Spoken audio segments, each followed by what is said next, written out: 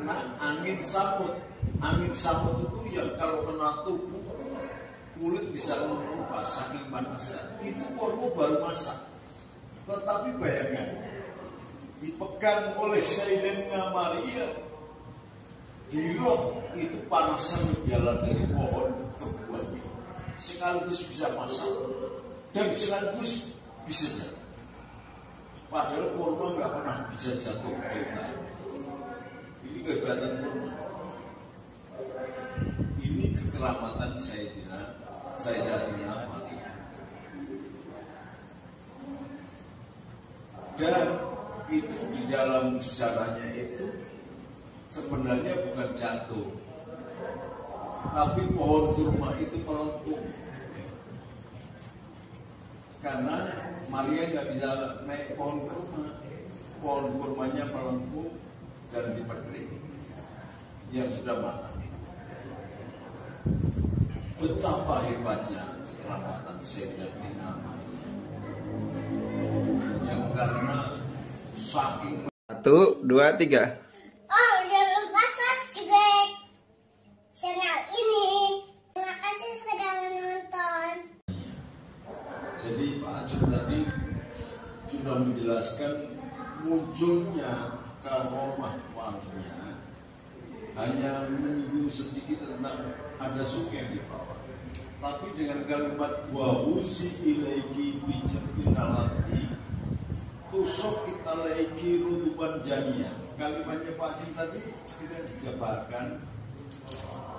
Peganglah pokok pohon itu, tariklah ke depan, maka engkau akan melihat kurma berguguran. Coba pernah lihat pohon kurma apa? Pernah lihat apa? Segede apa? Jumut pohon ada di Segede apa?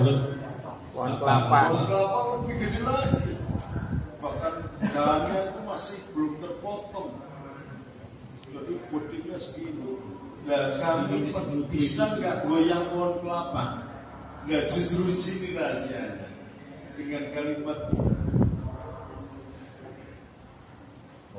bijit nawati itu. Pohon kelapa yang gedenya segitu, padahal Maryam sedang hamil besar.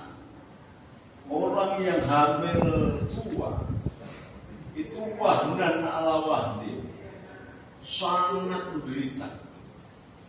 Kalau orang Jawa bilang penderitaan sewu jadi siji, sangat menderita. Oleh sebab itu dalam surat Luqman kita ini harus demikian hormatnya kepada ibu, karena yang mengandung kita 9 bulan 10 hari penuh dengan penderitaan.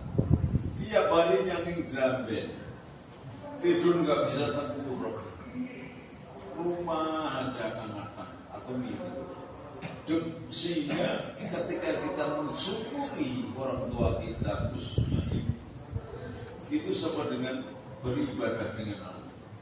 Jadi hampir dikatakan menghormat ibu bapak kita itu sama dengan menghormat Allah. Wa wasainal insana biwalidaini hamalatu ummuh. Di situ tidak disebutkan abahu tapi ummuh di sini langsung kait dengan orang tuanya yang lain maksudnya.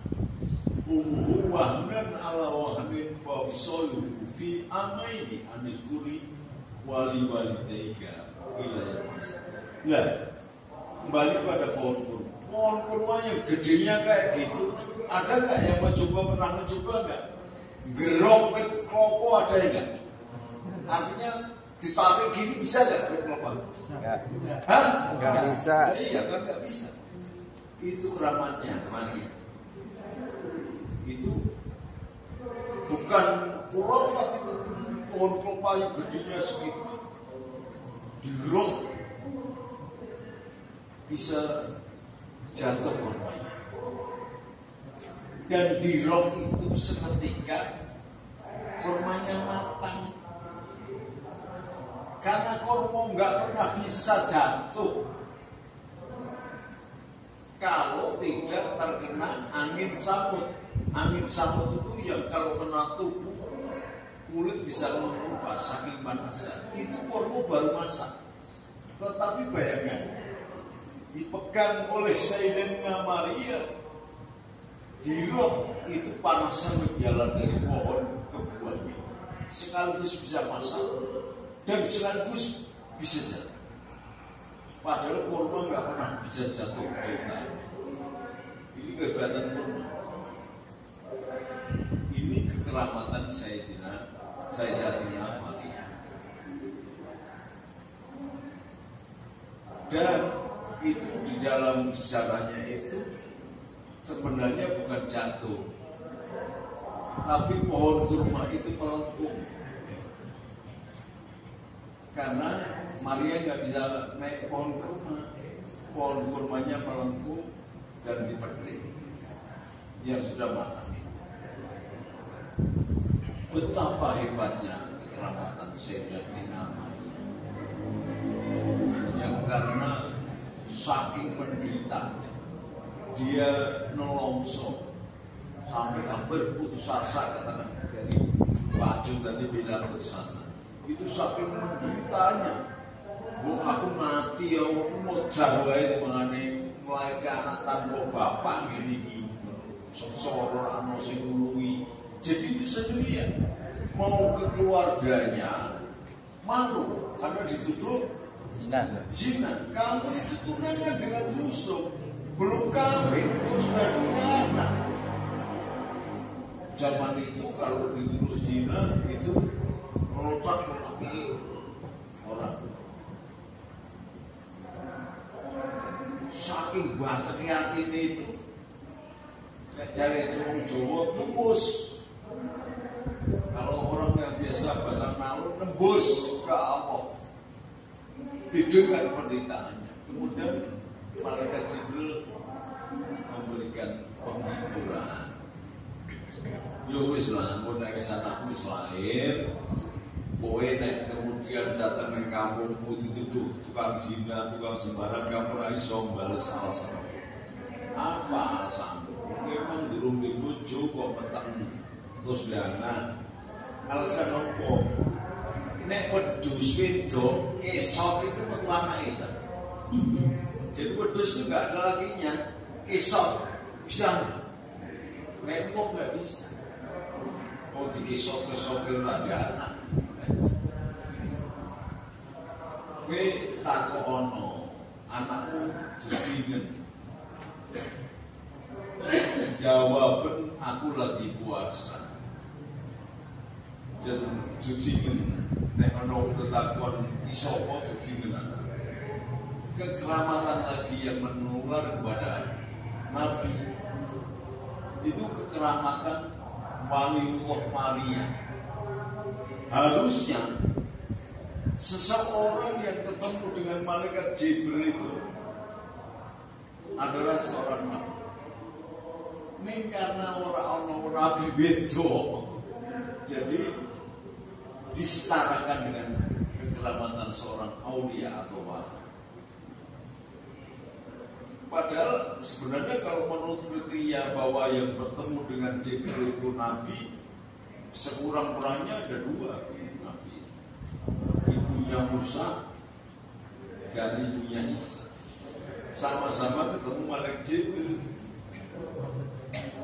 Nah, kekeramatan yang hebat lagi ketika Maryam itu kemudian mengunyah pohon kurma rutuban janiyah. Rutop itu kurma rutop itu kurma kayak kuning gading kecil-kecil. Dimakan matang nggak enak. Ya karena pernah dirok itu kalau saja Maryam. Jadi kurmanya itu bukan kurma mejol yang Pak Cuy ceritakan itu. Di situ daerah itu ada kurma namanya kurma mejol. Jadi empuk, bodi, empuk dan bodi, dan enak. Itu saingannya ya kurma Nabi. Kalau bukan kurma Nabi, karena kenapa kurma Nabi bisa bersaing dengan mejol? Karena ada ikutan dikatakan yang ditanam Nabi Muhammad. tidak, nggak ada mood-moodnya, rasanya enak kurma mecel. Betul, saya biasa merasakan banyak kurma. Namanya mecel. Nggak tahu namanya kok jadi mecel. Tapi kurma yang dimakan oleh Sayyidina Maria ini dicatat eling-eling Mas Pi, kamu akan umroh. Jadi nanti usahakan beli rutok kurma muda yang tidak Jangan, kadang-kadang ketemu, kadang-kadang. kadang iya susah kalau diniati.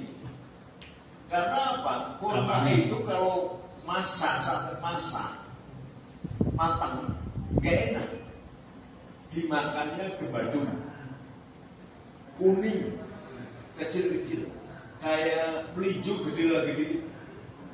Lah kurma itu kalau dimakan dikunyah kemudian diberikan bayi, masya Allah, bayi itu akan tumbuh cerdas dan pertumbuhan sarafnya miliaran kali lipat.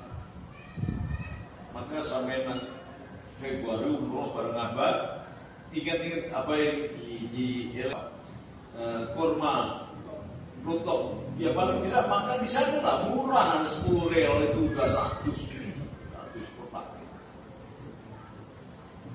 Itu dimakan, dikasihkan bayi, bayinya cerdas, sarafnya tumbuh cepat, dikasihkan orang tua dengan doa,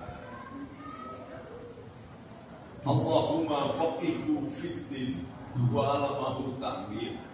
Itu orang yang sudah fikir jadi cerdas. Jadi ini saya tambahkan keterangan Pak Akhir bahwa kemalian Sayyidatina Maria itu tidak hanya bisa mengerti dan sebenarnya mengertinya karena diberitahu di bawahmu itu ada sungai. Karena waktu itu dia mengungsi itu kering, panas, kerontang, saking panasnya dia bersandar ke kurma, gak ada yang nolong. Nah, diberitahu cepat, putus asa. Kalau kamu nggak bisa minum, di bawahmu itu ada sungai. Nenek anakmu itu kemudian lahir kelak, karena kamu bukan melewati hubungan kelamin. Jadi tidak ada susu yang terproduksi oleh Maria, maka tendesilah anakmu itu dengan kembang manggar. Tahu kembang manggarnya kelak kurma itu dipotes akan menetes air nira, air legen kalau bahasa Jawa. Nah, tua kalau lama jadi tua. Air legen itu menjadi gantinya susu manis. Kalau lapar, rutubnya dimamah, diberikan kepada Nabi Isa. Masya Allah. Umur baru 3 hari karena diberi rutok dan air nira dari kurma itu, Nabi Isa sudah bisa bicara. Ini kekeramatan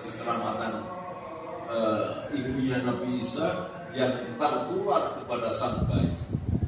3 hari sudah bisa bicara dan bisa menjawab tudingan-tudingan keluarganya. Ibunya yang menuduh sebagai ahli zina. Jadi maka dicatat yang wahuzi, kalau baca ijazahnya wahuzi ilaiki bijit innahati tusokit alaiki rotuban jania. Dibaca 333, puasa 3 hari. Wah, hancur berat. Itu namanya pukulan rokokasi. Jadi itu dipakai oleh pasukan berani mati.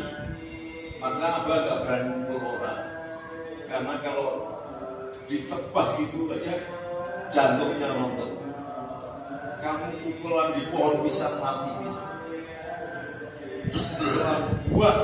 Buahnya rontok. Itu kalau bahasa Jawanya pukulan rok asli. Itu ajiannya Ki Ageng Kanigoro, Kebo Waiso Kanigoro. Wa wuji ilaiki bijitin nalati tusokit alaiki rutban jamiah. Nanti Al-Qurannya catat sama masukin. Ini lagu wajib, meskipun itu asma, tetapi oleh guru-guru saya dikatakan sebagai salah satu hizib. Hizib itu adalah kumpulan asma-asma. Tapi ini cuma satu, tetapi kehebatannya melebihi asma yang lain, maka disebut hizib, pasukan tempur. Katakanlah hizib itu pasukan yang luar biasa, namanya hizib Maria. Tapi jangan coba-coba kemudian dicoba gitu ya, karena kalau sudah sedang wirid itu kemudian kamu nebak orang, jantungnya berbahaya. Sudah BPJS. Nah nanti tak jurusnya Asmaul Husna itu jurus Sunan Kalijogo, itu jurus ke-10 itu yang mencabut jantung. Kalau itu ada gerakannya. Kalau isi Maryam ini tidak ada. Jadi kalau ditebak jantung no. Saya ulangi, bausi ilaiki bijitin malati tusokit alaiki rutuban janiya.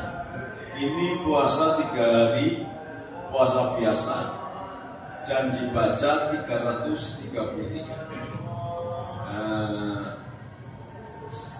Lagu wajibnya ini Fatihah seperti tawasul kita. Ini dari Kiai Abdul Aziz Bakri Imam Puro, jadi cucunya Sunan Kalijogo, saudaranya Mbah Halim Kelati. Sekian, assalamualaikum warahmatullahi wabarakatuh.